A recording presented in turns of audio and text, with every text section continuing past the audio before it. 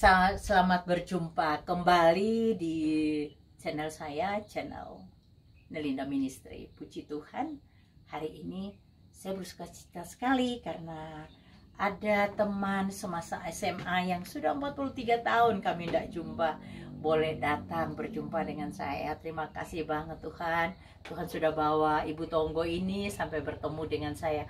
Dia teman SMA saya dulu yang ketika kita masih remaja, masih kelas 1, kelas 2 SMA. Waduh, cantik-cantik semua gitu ya. Puji Tuhan kita berjumpa lagi, sudah jadi nenek-nenek. Dan kami mengucap syukur karena kami masih dipertemukan lagi sama Tuhan. Walaupun di usia yang tidak muda lagi, kita bisa saling sharing dan menguatkan. Itu yang penting buat kami. Terima kasih banyak. Sengaja saya mengajak dia ke Gedong, karena memang Gedong itu tempat yang aku sangat mencintai Gedong. Sehingga kalau Bapak Ibu sering melihat video saya, sering sekali saya bikin video di Gedong. Kenapa kesaksian saya suka bikin di Gedong? Kenapa? Karena view-nya yang indah. Saya sangat mengagumi ciptaan Tuhan yang indah ini.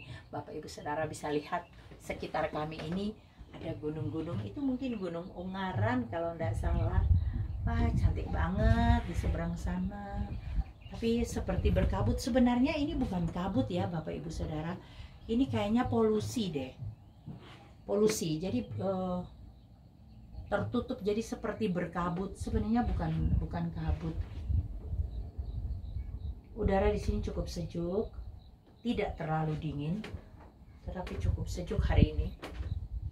Karena kami di kota seperti tadi di Salatiga terasa panas ya, bahkan kami naik sampai ke dusun-dusun yang tadi di bawah sampai di Batur itu masih panas. Selongisor, Batur itu masih panas tadi. Tapi begitu kita naik sampai dapat Ngaduman dan Gedong, dusun yang tertinggi di lereng Gunung Merbabu, wah, udara mulai terasa sejuk. Puji Tuhan.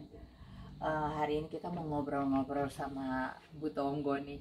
Semalam dia sharing dengan aku dan ada satu kesaksian yang membuat saya, wow, kesaksian ini luar biasa banget. Karena ini akan menambah iman percaya kita pada Tuhan Yesus tentunya. Ayo kita dengar sharingnya dari Bu Tonggo dulu. Shalom. Shalom. Sobat, semalam kan kita sharing-sharing tuh. Iya. Terus lu kan sharing tentang adik ipar lu yang mana adik lu yang cowok itu menikah dapatnya orang muslim ya, yang sudah menerima Yesus dan baptis ya, tapi dia kehidupannya tidak dekat pada Tuhan intinya ya. Iya. Itu ceritanya gimana sih? Jadi ya sekedar KTP aja ya gitu, atau formalitas untuk menikah.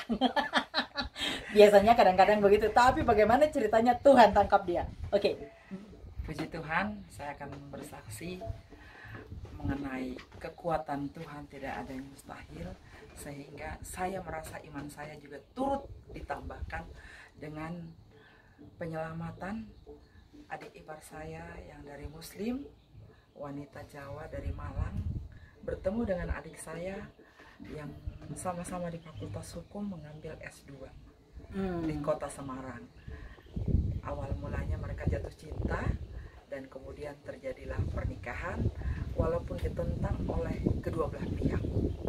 Sampai ibu saya sakit keras, kemudian pelamaran terjadi di bawah ancaman pisau badik dan juga tape recorder. Tapi akhirnya pernikahan jadi. Kami Ngomong tunggu dulu. Ancaman bagaimana nih maksudnya? Ya maksudnya tidak ada minum-minum, tidak ada makan-makan dalam pelamaran. Oh. Yang ada tape recorder dengan dengan golok. Kenapa ada golok? Karena pihak wanita tidak mempercayai orang Kristen. Karena mereka katanya masih keturunan Sikh. Ya, orang Arab. Ya, kemudian akhirnya si wanita mengambil keputusan untuk baptis, untuk katekisasi dan CD di GPIB, gereja yang kami menjadi jemaat di situ. Kemudian pendek kata, kami membawa adik ipar ini untuk menikah di kota Siantar di Sumatera Utara. kemudian terjadi pernikahan, dan kami naik kapal laut 9 orang dan pulang dalam keadaan selamat. Puji Tuhan, acara pernikahan berjalan lancar. Amin. Dan mereka kemudian dikaruniai 2 orang anak. Setelah berjalan sekian lama, sesuai seiring waktu, mereka makin bertambah-tambah di dalam rezeki dan juga ilmu pengetahuan. Ketika adik saya dan ipar saya mau mengambil S3 di kota Semarang lagi karena mereka tamatan dari Undip, mereka mempunyai suatu problem yang sangat berat, di mana adik ipar saya mengalami kanker saluran kandung kemih. Sebetulnya pada masa dia gadis, pas mengambil S2 dia sudah mengalami itu. Namun dia dioperasi kemudian sembuh. Dan dia harus rutin kemo untuk melanjutkan pengobatan. Tetapi setelah dia menikah, kemo dihentikan dan mereka menghasilkan 2 orang anak wanita. Dan sekarang anaknya itu satu sudah menjadi sarjana psikolog dengan cum laude dan dia melanjut S2, dan satu lagi sarjana hukum yang masih magang. Kemudian setelah adik ipar saya ini sakit, saya bilang, ayo kita ke dokter. Dia bilang, Kak, saya tidak mau. Karena begitu saya tahu saya nanti masuk dokter, itu saya tidak akan kembali dari rumah sakit. Dia bersaksi sudah begitu. Jadi artinya dia sudah melihat visi bahwa dia akan mengalami sesuatu hal yang luar biasa. Kemudian mulailah, dia sudah selesai dia kuliah S3-nya dengan saya punya adik kandung. Pas lagi masa-masa mereka pembuatan skripsi itu, akhirnya selesai. Tapi dia masuk rumah sakit karena sudah semakin parah kondisinya. Dia punya, maaf kata, air seninya sudah keruh, sudah berwarna merah. Kemudian saya bilang, ayo saya bantu. Dan prosesnya sangat cepat. Itu dalam tempo 3 bulan dia punya kanker itu kecil sekali, mungkin sebesar biji kelereng saja. Dalam tempo 3 bulan langsung sudah stadium 4. Oh, ganas ya. Di dalam pergumulan kami membawa ke rumah sakit, bolak-balik kami mencari rumah sakit yang pas atau pengobatan yang pas, kami diperhadapkan dengan sudah tidak ada harapan. Dan kami tidak mau mengatakan langsung kepada adik ipar saya bahwa kau sudah tidak. Saya bilang berserah, berserah, berserah kepada Tuhan Yesus. Di dalam masa pergumulan mencari kesembuhan itu, 21 pendeta berdoa dari ujung Sumatera sampai ujung Indonesia, Papua, mendoakan dia. Kemudian saya merawat dia. Saya menjaga dia setiap jam 5 sore saya berangkat ke rumah sakit Tebet untuk menjaga dia 1 malaman, pagi nanti saya pulang ke rumah. Begitu terus berlanjut sampai selama 3 bulan. Dan saya tidak menyerah. Saya menitipkan anak-anak kepada saya punya ponakan dan pembantu. Dan puji Tuhan semua pekerjaan berjalan baik. Tapi kami mengejar obat, mengejar kesembuhan dengan adik saya. Bahkan sering kami berangkat jam 4 pagi dari rumah. Kemudian lama-lama kondisinya makin lemah. Kalau dia bosan di rumah sakit, kami bawa pulang ke rumah. Suatu ketika 2 minggu kira-kira dia mau berangkat, meninggal. Kami dapat penglihatan yang luar biasa. Dia bosan di rumah sakit, kami bawa dia pulang. Kemudian dia beberapa gereja aktif mendoakan dia, dari HKBP Cikini, dari GKI Keranggan, dari GBI. Banyak gereja yang datang untuk mendoakan dia. Dan kemudian pas satu ketika momennya pas lagi di rumah, kemudian dia bilang, Pak Pendeta mau berdoa, mau membaca firman dari kitab mana? Tentang perang Amalek. Wah Pak, tadi malam saya itu sudah ikut dalam perang Amalek. Saya memasak. Salah satu majelis tanya, banyakkah orang Jawa? Banyak yang kecil-kecil seperti saya. Dan kami memasak untuk bangsa Israel yang mau berperang dengan orang Amalek. Dan itu kemenangan ada di tangan bangsa Israel. Dan saya menjadi saksi dalam perang itu. Dan bangsa Israel menang, dia bilang. Yang kami yang mendengar itu terngungu-ngungu semuanya. Kami hanya tahu membaca firman, mungkin menelaah, dan mungkin mengartikan saja. Tanpa kita memahami kalau dia sudah mengalami langsung. Kemudian datang lagi dari GKI Kranggan. Dia baca firman tentang itu lagi. Sama firmannya? Sama firmannya. Okay. Tidak ada calling-callingan begitu. Kemudian tidak ada yang mengatur sebelumnya. Iya. Kemudian dia bilang, Pak, saya sudah ikut dalam perang Amalek. Kemudian datang lagi dari gereja GPIB tentang perang Amalek lagi. Wow.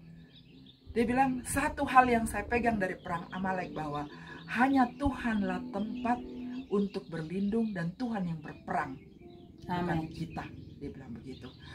Semua yang mendengar itu terngungu seakan-akan dia yang jadi berkhotbah untuk kita semuanya. Puji Tuhan, kami terharu. Kemudian kami didoakan. Kemudian kami doa pelepasan.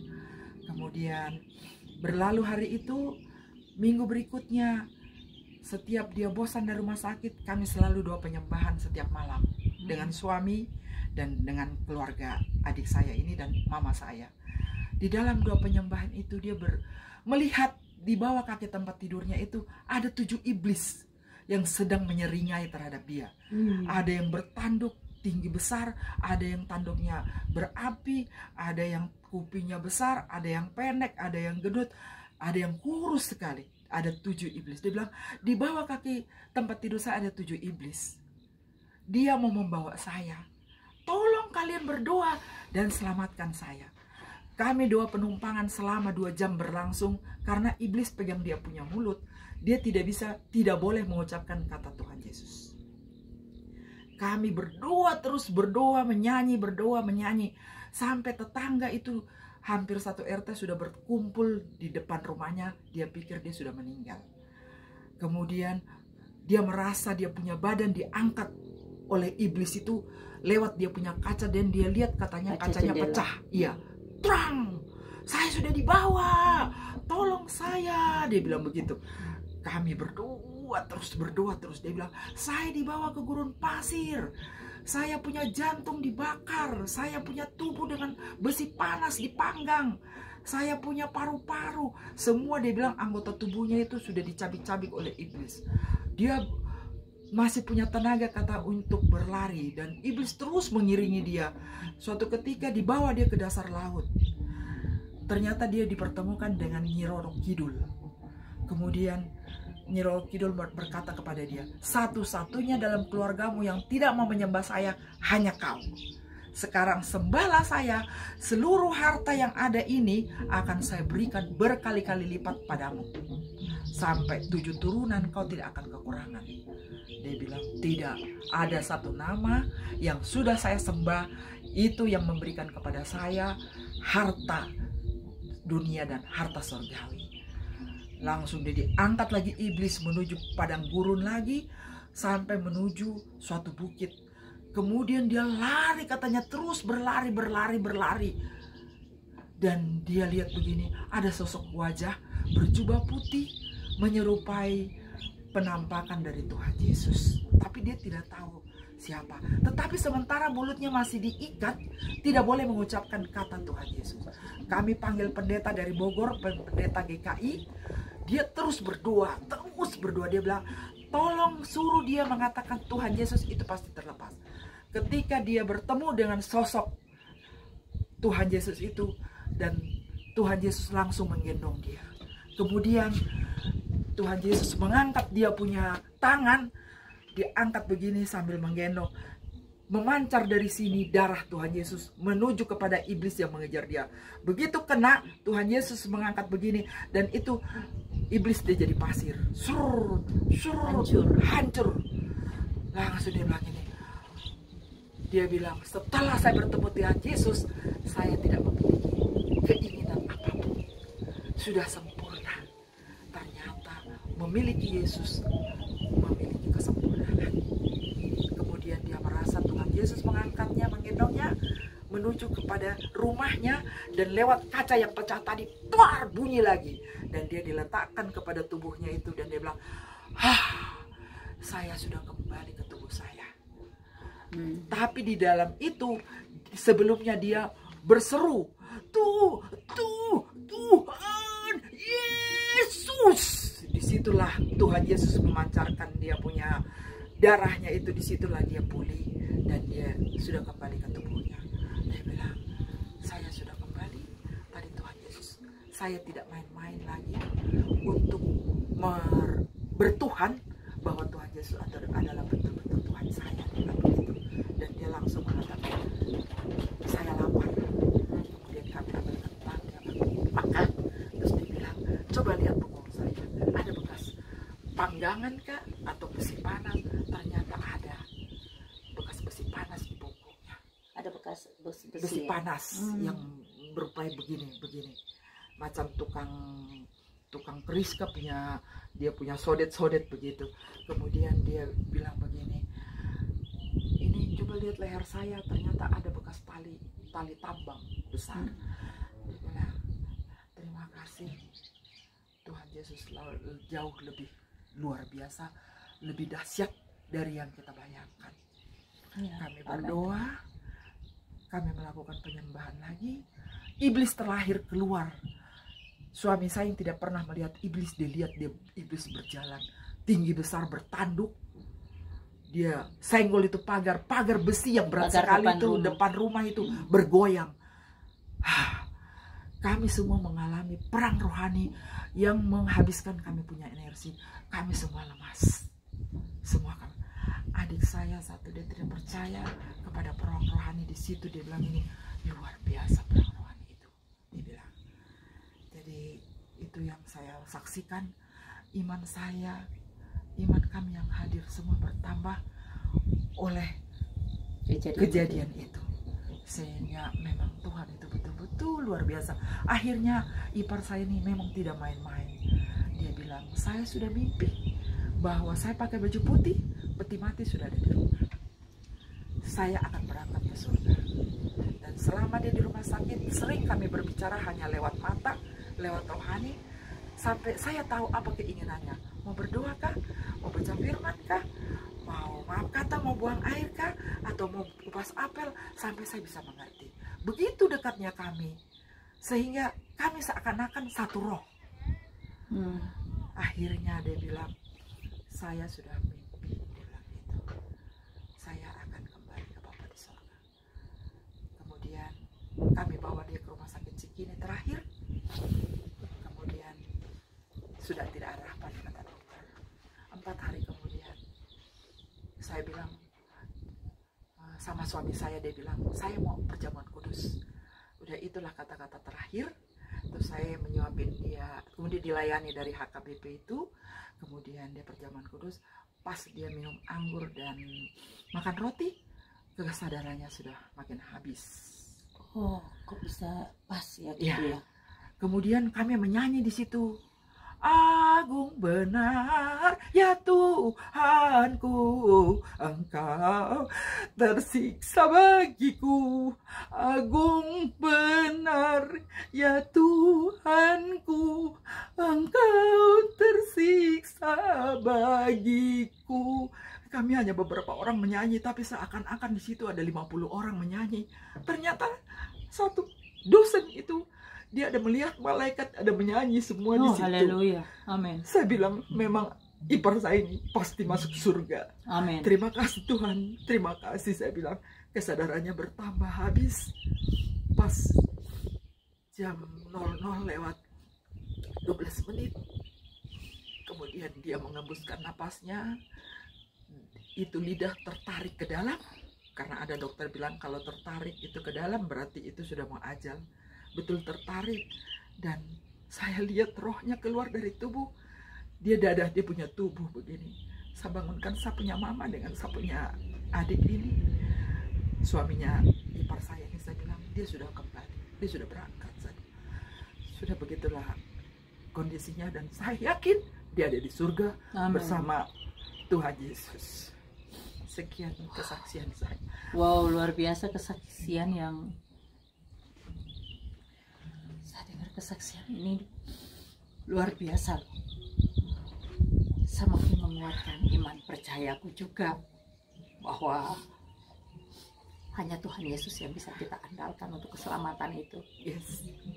Dunia ini akan membawa kita, kalau kita jatuh cinta pada dunia, dunia ini akan membinasakan kita. Kita akan jatuh pada tangan para iblis yang akan dengan senang hati memperbudak kita, kehidupan kita sepanjang masa, tidak tahu kapan berakhirnya masa itu, tapi kita akan hidup bersama mereka di dalam api kekal itu. Satu-satunya pribadi yang bisa menjadi penolong kita, juru selamat kita, yaitu Tuhan Yesus. Yes. Jangan ragu, jangan ragu, terutama buat orang-orang yang belum mengalami Tuhan, yang masih mungkin terlahir Kristen tapi tidak menjadi pelaku firman, ataupun mungkin para murtadin, ya, orang-orang yang dari agama lain yang memutuskan untuk menjadi pengikut Yesus, mungkin karena seperti adiknya ini, mungkin ya karena menikah jadi asal KTP aja, ataupun mungkin ikut-ikutan aja gitu, jadi tidak serius untuk menjadi pelaku firman. Mari kita sungguh-sungguh sama Tuhan, waktunya semakin dekat. Jangan kita main-main dengan hidup kita. Kita nggak pernah tahu kapan kita kembali, tapi paling tidak hidup kita jaga kekudusannya. Kita juga harus menjadi pelaku firman. Jangan main-main lagi lah, jadilah pelaku firman, terutama sampaikan amanat agung, kabar baik tentang keselamatan itu, karena banyak sekali orang di luar sana yang mencari Tuhan dengan berbagai cara ritual agama mereka, tapi mereka tidak menemukan pribadi yang sejati itu, juru selamat itu, karena hanya Dialah Sirotol Mustaqim itu, Dialah Yesus Kristus, Kalimatullah, lahir dari kalimatullah. Dia adalah firman Allah yang hidup. Dia adalah Allah sendiri yang menjadi manusia untuk menolong kita, menyelamatkan kita. Tanpa misi keselamatan ini, kita semua akan binasa dalam api kekekalan itu. Kita akan bersama iblis di neraka. Oleh sebab karena Dia menciptakan kita itu serupa dan segambar dengan Dia, sehingga Dia begitu mengasihi kita dibandingkan makhluk ciptaannya yang lain. Kita lebih berharga di mata Tuhan. Ayo, jiwa kita itu kita berharga di mata Tuhan. Ingat Bapak Ibu Saudara, anak-anakku, kita itu berharga di mata Tuhan. Kalau jadi pengikut Yesus harus sungguh-sungguh. Jangan sampai yang nanti di akhir dari kehidupan kita justru kita dijemput sama iblis-iblis itu. Kita harus pastikan bahwa yang menjemput kita adalah Tuhan Yesus dan malaikat surga yang akan menjemput kita hidup bersama Tuhan. Saya ngeri sekali mendengar kesaksiannya tentang 7 iblis ini. Saya banyak mengalami Tuhan, tapi janganlah saya mengalami seperti itu. Ngeri. Saya selalu minta perlindungan sama Tuhan, ya. Saya selalu minta perlindungan Tuhan. Setiap mau tidur, saya minta tutup bungkus dengan kuasa darah anak domba Allah yang kudus, darah Yesus Kristus, Tuhan dan Juru Selamatku, agar aku selalu aman dari serangan kuasa gelap maupun incaran si jahat ini. Karena kita itu menjadi incaran dari Dia. Kenapa kita yang mesti jadi incaran Dia? Karena kita sudah diselamatkan, kita sudah dimeteraikan dengan darah anak domba Allah yang kudus. Amin. Sehingga Dia bagaimana caranya untuk menjatuhkan kita, membawa kita supaya kita tidak diselamatkan. Bagaimana supaya Dia membuat hati Tuhan kecewa? Ayo, jangan hidup kita mengecewakan Tuhan. Jadilah pelaku firman yang benar. Saya bersyukur sekali saya bisa dipertemukan kembali walaupun 43 tahun baru kami berjumpa kembali. Terima kasih Tuhan, karena kami bisa saling sharing, saling menguatkan. bisa sweet memory tentang masa remaja kita ya. Bagaimana kebandelan kita dulu di masa SMA. Tapi puji Tuhan ya, kita nggak nakal seperti anak sekarang yang nakal cowok ya. Iya. Kita nakalnya curi mangga di samping sekolah ya. Wajar. Ya itulah kenakalan remaja pada zaman itu ya. Kita masih belum secanggih anak-anak sekarang yang wow sudah mengenal seks bebas di usia yang sangat dini. Puji Tuhan, kita bisa saling menguatkan di saat usia yang sudah tidak muda lagi. Kita kembali sama-sama ya. Puji Tuhan, terima kasih. Saya juga kenal banget dengan ibu bapaknya, Bapak Panggabean. Orangnya ganteng. Makanya anaknya cantik. Tantenya juga tuh Tante Panggabean tuh cantik. Makanya anaknya cantik. Ya demikian mungkin kesaksian dari sahabat saya Ibu Tonggo Panggabean. Nanti dia akan memberi kesaksian yang lain lagi. Saya tuh cecer dia, ayo kesaksian karena dengan satu kesaksian itu kita bersaksi menyatakan kuasa Tuhan. Itu juga menguatkan iman percaya bagi anak-anak Tuhan yang lain. Ayo, mungkin Bapak Ibu yang ingin mau bersaksi mungkin lewat Zoom aja juga bisa, tapi pengalaman pribadi yang mengalami Tuhan, Bapak Ibu Saudara bisa menghubungi saya di WA saya 081225198945. Ayo bersaksi untuk kemuliaan nama Tuhan tentunya. Dan kami juga ada pelayanan-pelayanan seperti renovasi gereja. Tadi malam saya ngajak kamu lihat gereja Porot ya. Ya, gereja Porot yang besar sekali. Kalau ukuran manusia tidak mungkin itu bisa berdiri di tengah dusun.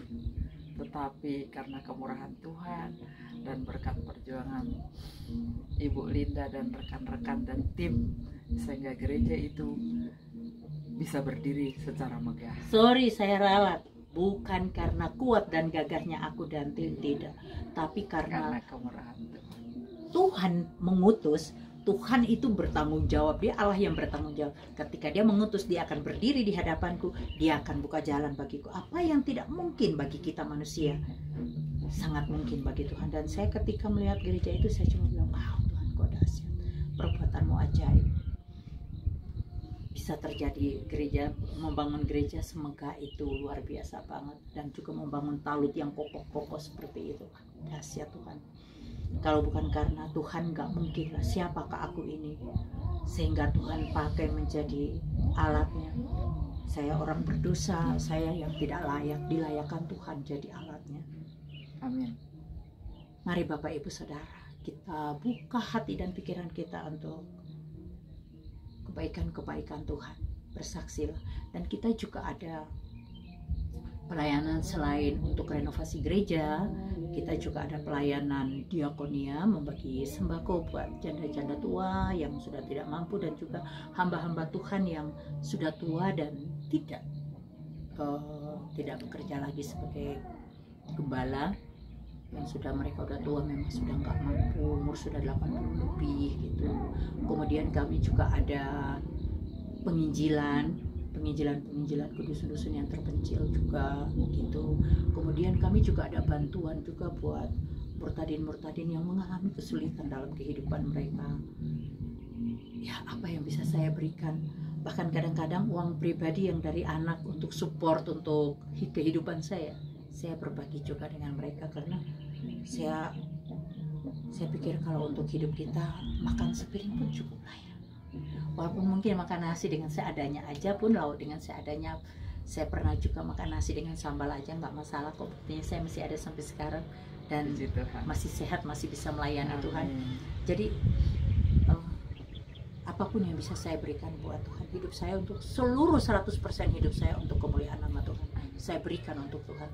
Saya tidak pernah berpikir lagi untuk hidup di dunia yang mewah apa gimana. Mungkin kalau kau lihat rumah saya yang rumah kebun, rumah di dusun yang rumah sangat buruk gitu ya, bukan rumah yang bagus, yang layak gitu aja. Kamu bisa lihat semalam tidur dengan saya di rumah yang gubuk-gubuk kayak gitu, rumah yang tidak layak. Tapi disitulah saya merasa nikmatnya hidup yang luar biasa. Saya bersyukur, sangat-sangat bersyukur. Terima kasih Tuhan. Saya tidak harus ngontrak rumah gubuk-gubuk. Saya bisa nebeng di mantan Misoa di rumah gubuk-gubuk, tapi kami bisa tinggal bersama gitu. Puji Tuhan, bersama anak cucu. Terima kasih banyak. Mungkin Bapak Ibu Saudara mau berdonasi buat gereja, Bapak Ibu bisa kirim ke nomor rekening yang paling atas. Dan kalau untuk pelayanan yang seperti saya katakan tadi, diakonia maupun penginjilan ataupun pemuritan, ada pemuritan juga. Nah itu Bapak Ibu bisa kirimkan di nomor rekening yang kedua ya. Oke, demikian mungkin penjelasan dari saya. Bersaksilah, hidup harus menjadi saksi Kristus. Terima kasih banyak Bapak Ibu Saudara. Tuhan Yesus memberkati.